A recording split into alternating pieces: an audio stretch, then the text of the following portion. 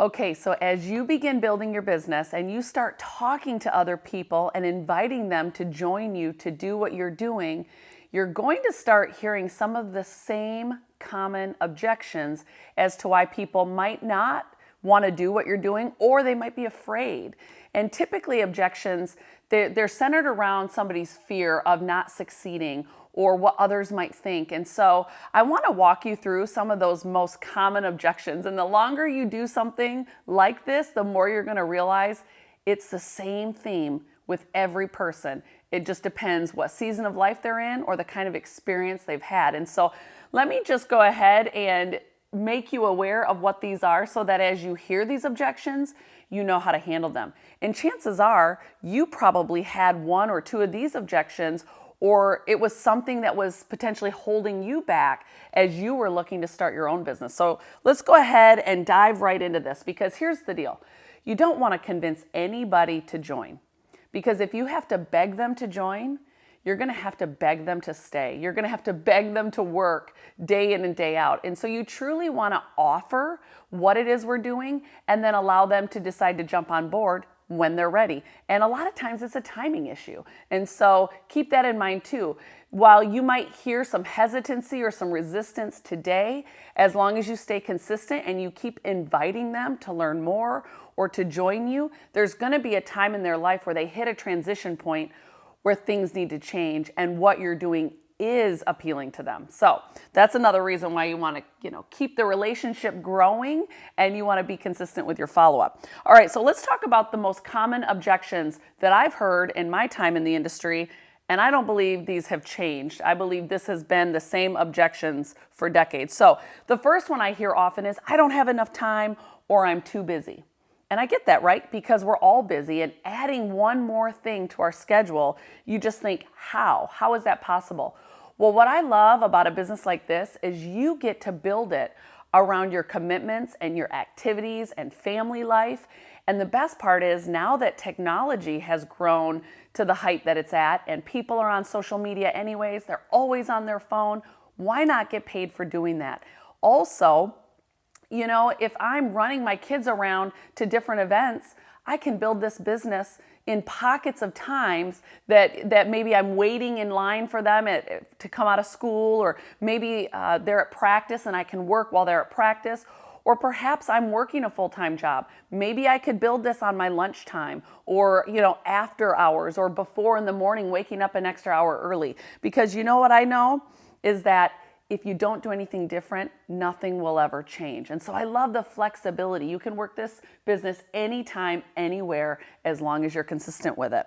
Another angle is, you're right. The whole reason we get involved in a business like this is because we don't have time, and we want to have more freedom of time and flexibility in our schedule. And it might require a season of life where you are doing more, so that there can be a season where you can do less. And a business like this is going to take, maybe a lot of work in the beginning for a little bit of results, but over time it's either the same amount of work for better results or less time, and all of a sudden you are leveraging the efforts of not just your own personal sales and growth, but your team's sales and growth as well. And so when I hear I don't have time, I like to dig into that and find out what their schedule looks like, so we can either find pockets of time where they could build the business, or maybe it's just not the right time for them. And again, it is a timing thing sometimes. All right, let's talk about when somebody says, oh gosh, I don't know a lot of people, or maybe I'm shy. What would you say to someone like that? I think it's okay that you acknowledge and you validate how they're feeling, but you also talk about the fact that they're going to be in business for themselves, but not by themselves. And ask them if they're on social media. Ask them how many friends or followers they have. Talk to them about how you're going to work with them to help build their network. And that with just a few friends and family alone, or a small network, we can build a substantial business, and then we will help walk alongside you to grow that network. That's what we're here for. And again, I love reminding people, you're going to hear me say it over and over again, because I want you to become familiar with this as well. You're in business for yourself, but you're not by yourself. You're going to be able to be your own boss, but you're not going to be out there navigating this alone, and we're going to work together when it comes to building that network. And social media has changed the game in our industry. And so, even I've heard people say to me, well, I only have 500 friends. Really? If I give you $100 for every name you could write down for potential people to talk to about the products or the business, if I give you $100 for each name, that would be a massive amount of money. So 500 would be an incredible start.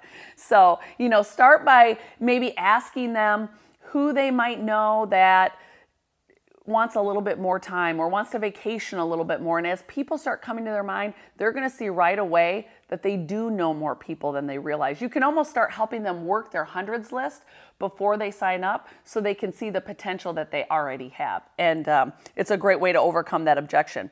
All right, how about when you hear, I'm not good at sales?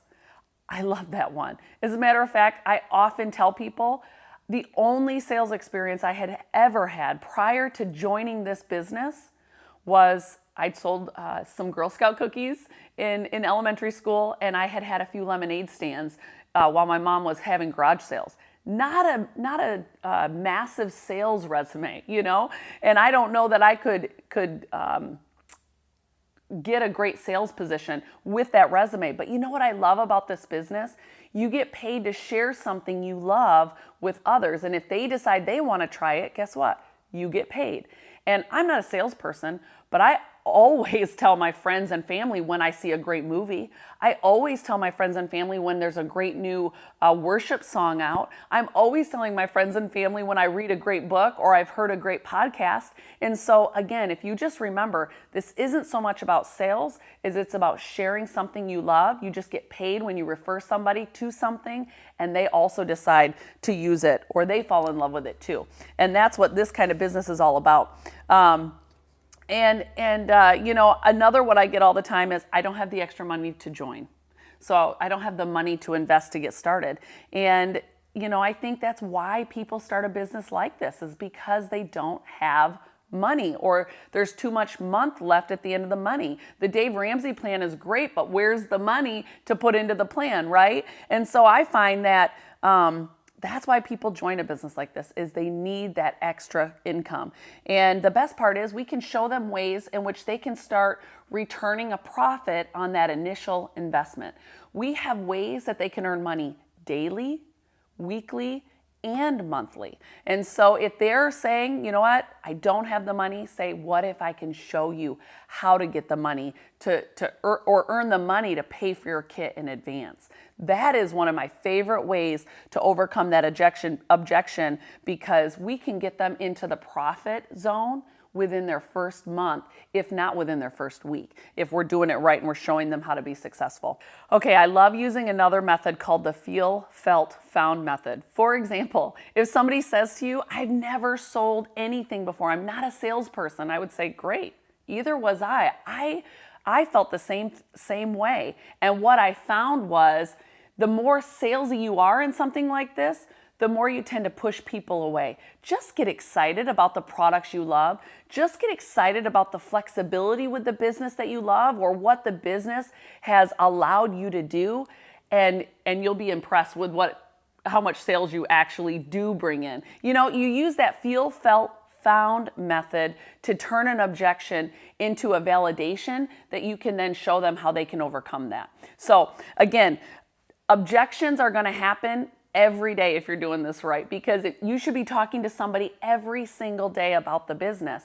And not everybody is going to be ready to do it right now, but you're planting a seed every time you contact them, follow up, continue to build that relationship, share what you love about the business or how this business has allowed you to do something financially or time-wise, or maybe even how the products have helped physically change your life. And as you continue to share that, you're planting seeds, and those seeds at the right time in their life will turn into a future business partner for you. So don't get bent out of shape when you hear the word no, because I have found that no never means no, not ever. It just means not right now.